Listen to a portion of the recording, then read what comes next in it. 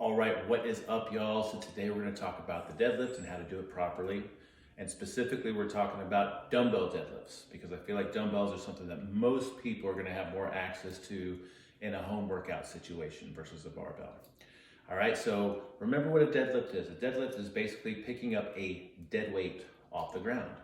And if we learn how to do this properly and we practice it properly and we slowly increase our weight over time, there's a lot of great benefits that come from it. It's a very big muscle group mover. We're using a lot of muscles to pick up weight off the ground. And so we're gonna develop a lot of strength. We're gonna put on some muscle, which is gonna make us look better. It's gonna make us more capable. It's gonna increase our bone strength and density. It's also gonna improve our muscle to fat ratio.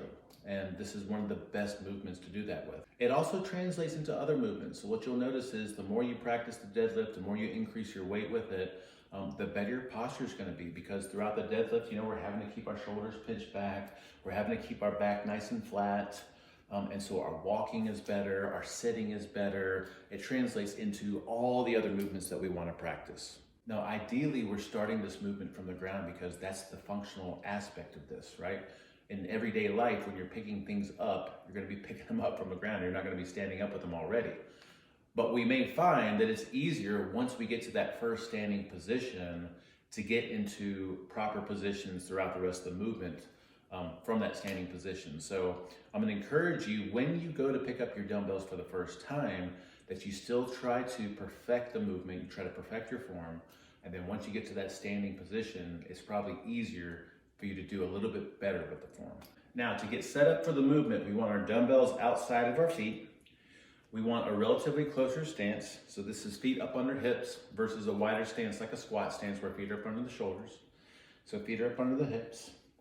Throughout this entire movement, I want to keep my feet nice and flat. And if you have a hard time doing that and you feel yourself rolling forward on your toes, think about keeping the weight back on your heels. I want to make sure this initial pull from the ground is done with the best form possible.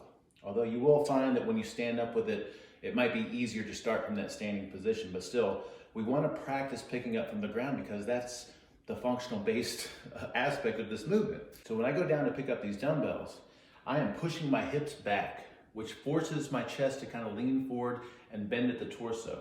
I've got a nice tight flat lower back and my shoulders are pinched back versus rounding, okay? So again, I'm pushing my hips back. I got a slight bend in the knees.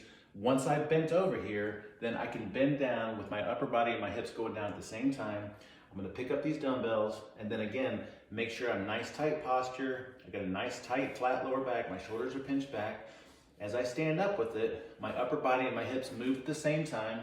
And you'll also notice that my hands, if you can imagine an imaginary line connecting my hands or like a barbell, that's gonna be in the center of both of my feet. All right, so as I stand up, my upper body and my hips move at the same time until I come up to this standing position. Now, from this standing position, I can check my posture again. Again, shoulders pinched back versus rounded forward. And then I'm gonna initiate the movement. Again, by pushing my hips back, my knees are slightly unlocked. I'm slightly bending forward, bending the torso, and then my hands, again, if there's an imaginary line, they're going down the center of my feet. I'm lowering my upper body and my hips at the same time. If I can go all the way to touch one of the dumbbell heads to the ground, that's great. Stand back up with it. If I have mobility issues, I can simply go down as far as my body will let me.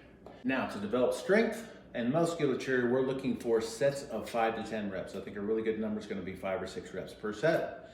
As you get really comfortable with this, then you want to make sure that you're increasing weight over time to increase your strength, increase your muscle mass, increase your bone density, increase your muscle to fat ratio, and all the things that we're looking for.